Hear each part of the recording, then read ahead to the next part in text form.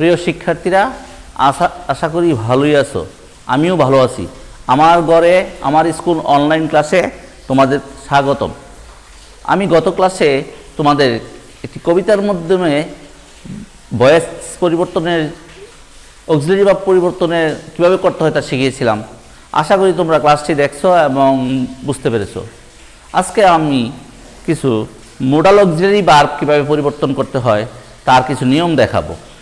তোমরা খুব মনোযোগ সহকারে ক্লাসটি দেখবে এবং প্রয়োজনীয় অংশ খাতায় লিখবে।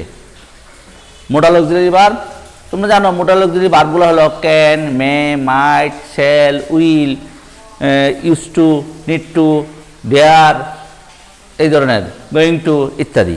তো আমরা মোডাল অক্সিলারি ভার্বগুলো কীভাবে করব আমরা উদাহরণের মধ্যে দেখাচ্ছি।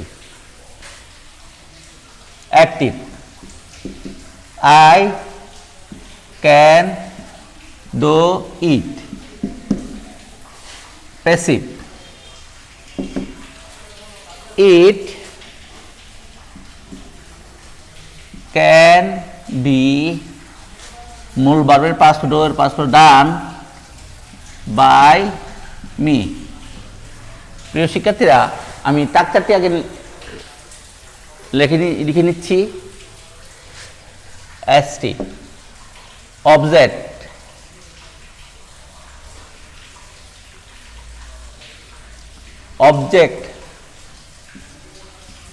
Object plus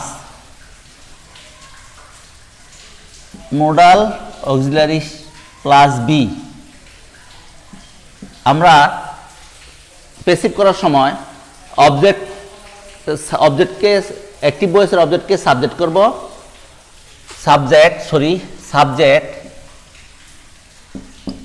subject plus modal auxiliary plus be, অর্থাৎ মোডাল অক্সিলারি ভার্বের সাথে বি যোগ হবে,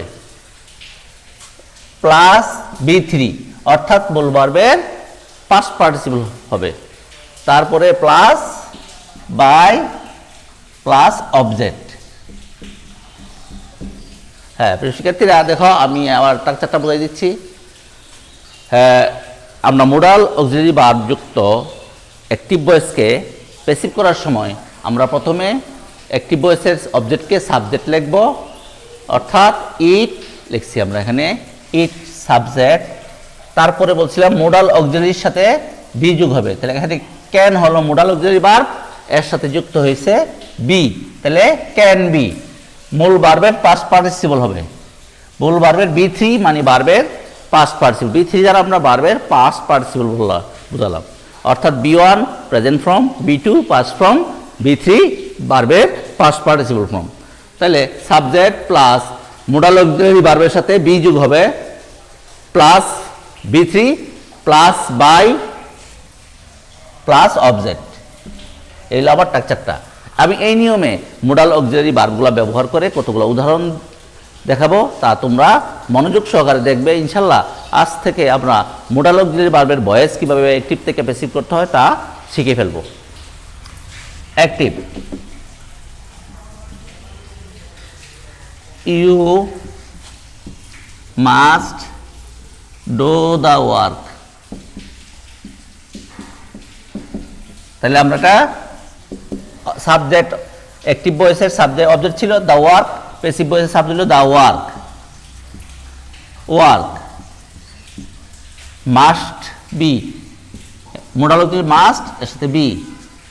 ডু এর past participle done by you থাকলে ইউ হবে। আমি আরেকটা উদাহরণ দিচ্ছি।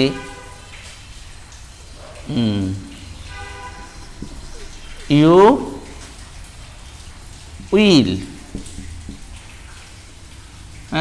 Will do the work. Will এখানে মোডাল অক্সিলারি ভার্ব, যদি আমরা ফিউচার ইনডিফিনিট টেন্স এই নিয়মটা করছিলাম, কিন্তু এটা উইলটা হলো একটা modal auxiliary. The work will be done by you. I am to do it. I am to do it.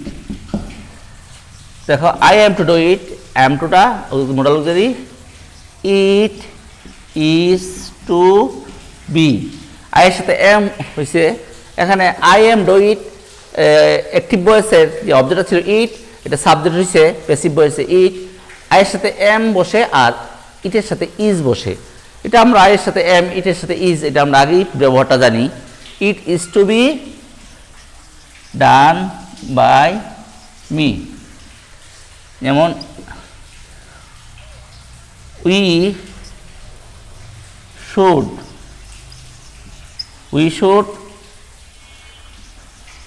finish, F-I-N-I-S, finish the work. The work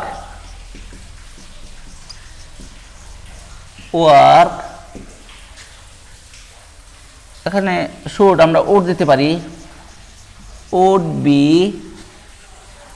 the work would be finished, F-I-N-I-S-H-E-D, finished by us. We ছিল active ভয়েসের subject, the we should finish the work, তাহলে should থাকলে should be বা would be, the ওয়ার্কের সাথে আমরা উডটা দিলাম, উডটাই যাতে শুড দিলেও কোনো অসুবিধা নাই, তাহলে the work would be finished by us.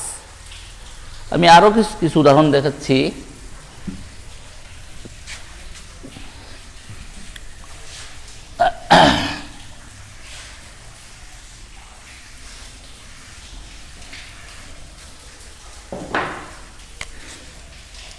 He is to sing a song. Active. Passive. A song is to be sing, sang, sung. S-U, sung by him. My father is going to set up a college, C-U-L-L-E-G-E, তাহলে going to থাকলে going to be হবে, a college is going to be set up by my father. এখানে is going to তাহলে going to be হবে, need to তাহলে need to be হবে active. He need to buy a car, he need to buy a car, এখানে need to modal auxiliary, a car need to be bought by এর past participle হলো B-U-G-H-T, bought by him, হি থাকলে here object from him, need to be।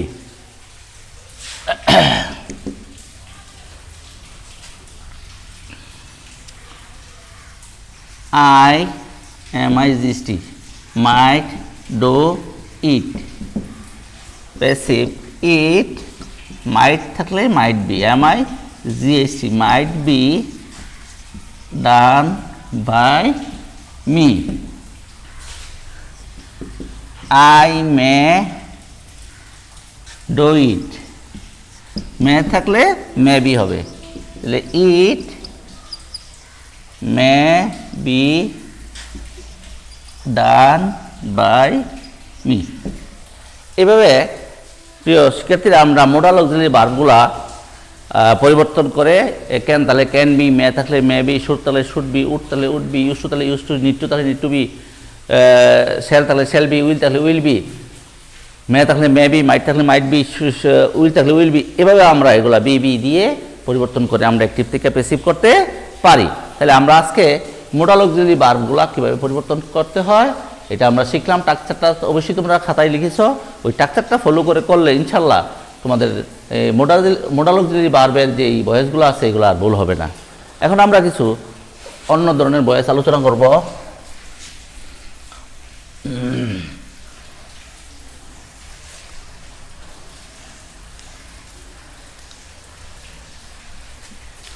যেমন আমরা যে কবিতার মাধ্যমে auxiliary verb পরিবর্তন করেছিলাম, আমরা সাধারণভাবে ভয়েসের যে একটা নিয়ম এটা আমরা শিখেছি, কিন্তু ভয়েসের মধ্যে কিছু ব্যতিক্রম নিয়ম আছে যে অনেক ক্ষেত্রে ওই সূত্রগুলো মানে না, এগুলো আমরা করব। যেমন দেখো, she HANGED hanged herself, HELF, she hanged herself। এখানে আমার টেন্সের নিয়মটা, হি হ্যাংড হারসেলফ, এটা পাস্ট ইনডিফিনিট টেন্স, ওটাও টেন্সের নিয়মটা যেটা আছে এটা অবশ্যই মানতেছে, কিন্তু এখানে সাবজেক্টকে অবজেক্ট, অবজেক্টকে সাবজেক্ট করতে হবে না, কারণ এটা হলো হি সাবজেক্ট এবং হারসেল, সরি হিমসেলফ নয়, হারসেলফ নয়, হিমসেলফ হবে, SELF, হি হ্যাংড হিমসেলফ, হি হ্যাংড হিমসেলফ, হি হ্যাংড হিমসেলফ এটা পাস্ট ইনডিফিনিট টেন্স, তাহলে হি এর পজিটিভ ফর্ম হলো হিমসেলফ, তাহলে হি হ্যাংড হিমসেলফ, হি এবং হিমসেলফ একই ব্যক্তি, এই জন্য আমরা সাবজেক্টকে অবজেক্ট, অবজেক্টকে সাবজেক্ট করার দরকার নাই, আমরা করব হি ওয়াজ HANGED hanged by himself, SELF, he was hanged by himself। এখানে দেখতে পাচ্ছ যে আমরা যে কবিতাটা শিখছিলাম পাস্ট ইনডিফিনিট হবে, পাস্ট কন্টিনিউয়াস, এখানে এটা পাস্ট ইনডিফিনিট টেন্স, কিন্তু এখানে কবিতাটা কাজ করছে হি এর পরে ওয়াজ বসছে, তাহলে এখানে ওয়াজটা আমাদের কন্টিনিউয়াসে ছিল, কিন্তু এখানে একটা জিনিস লক্ষণীয় যে আমরা সাবজেক্টকে অবজেক্ট, অবজেক্টকে সাবজেক্ট এটা করি নাই, কারণ এটা করার দরকার নাই, কারণ হি এবং হিমসেলফ একই ব্যক্তি। she fans herself, she fans herself, fans শব্দের অর্থ পাখা করা, নিজে বাতাস করা, আবার FN ফ্যান এটা নাউন, পাখা, কিন্তু এখানে ফ্যান শব্দটা ভার্ব, she fans herself। প্রিয় শিক্ষার্থীরা, আমরা নিজে নিজে পাখা দিয়ে নিজের গায়ে বাতাস করি, এই যে এভাবে বাতাস করতে থাকি, এটা এই শব্দটা হলো বাতাস করা হলো ফ্যান, এখানে এটা ভার্ব, কিন্তু আবার যখন আমরা বলবো এই যে আমাদের সিলিং ফ্যানগুলো আছে বলবো, তখন এটা নাউন হয়ে যাবে, তাহলে আমরা এখানে এটা করতে পারি। এটা কোন, এটা অবশ্যই তোমরা এটা বুঝতে পারছো এটা কোন টেন্স, এটা কোন টেন্স তোমরা বুঝতে পারছো, এটা প্রেজেন্ট ইনডিফিনিট টেন্স। তাহলে আমরা কি করব, শি ইজ FANED, ফ্যানের past form FANED, fanned by herself, he is fanned by herself, she, আমরা পার্সনটা পরিবর্তন, he killed himself, SELF, she killed himself, এটা পাস্ট ইনডিফিনিট টেন্স, তাহলে he was killed by himself, he was killed by himself। এই ধরনের আমরা যে reflexive প্রনাউনযুক্ত যেই অবজেক্টগুলো, এগুলো আমরা এইভাবে সাবজেক্টকে অবজেক্ট, অবজেক্টকে সাবজেক্ট না করে আমরা সাবজেক্টকে সাবজেক্ট হিসেবে রেখেই আমরা ভয়েস পরিবর্তন করতে পারি। এখন আমরা ডাবল অবজেক্ট যুক্ত সেন্টেন্সের কিছু ভয়েস করব, যেমন the head master TEACHES teaches us English. এখানে দুইটা অবজেক্ট, একটা হলো আস, একটা হলো ইংলিশ। তাহলে এখানে একটা আস ব্যক্তিবাচক অবজেক্ট আর হলো বস্তুবাচক অবজেক্ট। আমরা এখানে আমরা দুইটা অবজেক্ট কি সাবজেক্ট করে করতে পারি, the headmaster teaches us English. তাহলে আস হলো ব্যক্তিবাচক অবজেক্ট এবং ইংলিশটা হলো বস্তুবাচক অবজেক্ট। এখন আমরা যদি প্রথমত টেন্স দ্য হেডমাস্টার টিচেস, এটা প্রেজেন্ট ইনডিফিনিট টেন্স। আমরা আমাদের টেন্সের যে কবিতা শিখছিলাম অক্সিলারি ভার্বের, এই কবিতাটি অবশ্যই কাজ করবে, তবে এখানে আমরা এটাকে দুই নিয়মে করতে পারি। এখন আজকে যদি আমরা সাবজেক্ট করি, দেখো আজ উই হবে, উই যেহেতু এটা প্রেজেন্ট টেন্স, তাহলে উইর সাথে আর, টট টিচার পাস্ট টট, যেই অবজেক্টটা বাকি রয়েছে এটা থাকবে, উই আর টট ইংলিশ